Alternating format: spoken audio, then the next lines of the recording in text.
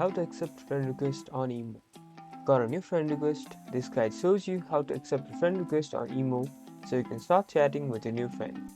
First, you should know that IMO does not have a traditional friend request system. When someone adds you by their phone number, they will automatically appear in your contacts list if you have their number saved.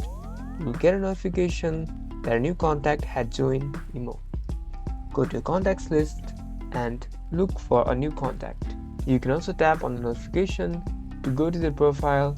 You can then start a chat with them or make a call. There is no need to accept a request as the contact is already there.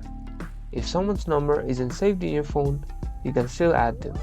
They will show up as a new contact in the Add Friends section. You can then add them to your contacts. This will also let them know that you have added them. You now know how to accept a friend request. Get ready to start chatting. Like and subscribe for more iPhone app tips.